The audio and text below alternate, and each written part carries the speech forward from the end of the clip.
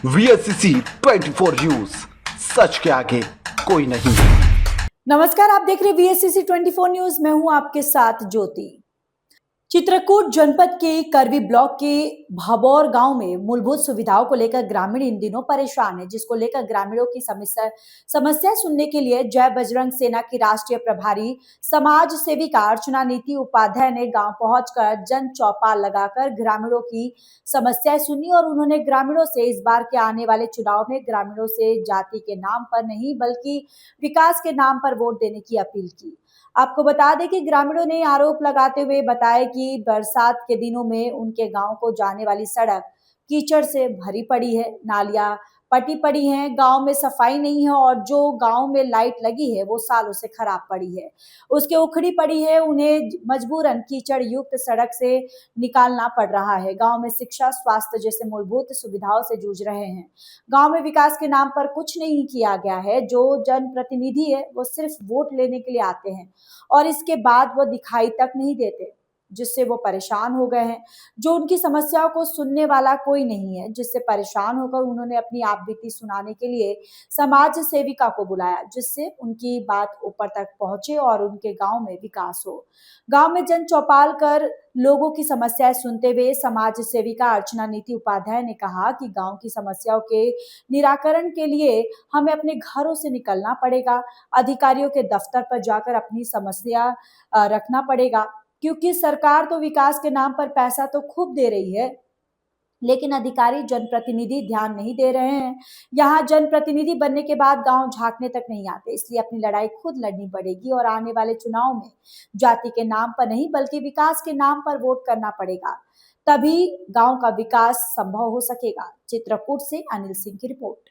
समाधान ऐसे होगा कि हमारे और आपके जैसे लोग जब सड़कों पे उतरेंगे, ये हमारा अधिकार है।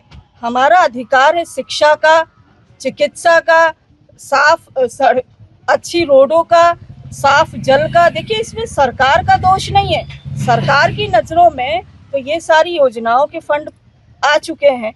अब आप कहेंगे कि मुख्यमंत्री जी तो यहाँ आकर रोड बनाएंगे नहीं, नाली साफ करेंगे नहीं, तो हम जैसे और आप जैसे लोगों को जागरूक होना पड़ेगा, हमें सड़कों पे उतरना पड़ेगा। अभी मैंने इन्हीं लोगों के मुंह से सुना, यहाँ के जो विधायक है वो आज तक इस गांव में आए नहीं। अगर ये शिकायत लेके जाते हैं तो सुन लेते हैं, हो जाएगा, होता नहीं है। तो मैं इन गांव वालों को वही समझा रही थी कि आप लोगों को जागरूक होना पड़ेगा। आप लोगों का अधिकार है, आप लोग वोट देते हैं, आप लोगों को उतरना पड़ेगा। आप लोग ऑफिसों में जाइए, जैसे कि यहाँ पर एक स्ट्रीट लाइट है, वो 8 साल से लगी तो है लेकिन जलती नहीं है। मैंने कहा इसमें किसी का दोष नहीं, इसमें आपका दोष है कि आपके फैमिली बच्चे अंधेरे से गुजरते हैं यहाँ पर और आप शांति से घर में बैठे हैं। तो कमी आप में है, हम में है। हम अपने अधिकार से वंचित क्यों हैं? क्योंकि हम घर से निकलना नहीं चाहते हैं। घर से निकलना पड़ेगा, आप लोगों को जाना पड़ेगा, अपने अधिकार के लिए बोलना पड़ेगा। आप वोट देते हैं, आप रुतबे से जाइए, बात करिए कि आपको हमारे गांव में सड़कें बनवानी पड़ेगी, आपको हमारी नालियां साफ करवानी पड़ेगी, आपको लाइट, स्ट्रीट लाइट देनी पड़ेगी, तभी ये समस्या का समाधान होगा। 2-2 साल से नहीं आया। सुन रहे हैं आप? सुन रहे हैं तो क्यों नहीं आया? क्योंकि इन लोगों ने मौका दिया उनको। भाई, अगर एक दिन सफाई कर्मी नहीं आता, चलो ठीक है, बीमार है, एक हफ्ता नहीं आता, ठीक है, 15 दिन नहीं आता, आप 4 जन मिलके जाइए, कंप्लेन करिए। क्यों नहीं लड़ पाएंगे? इनका अधिकार है लड़ने का।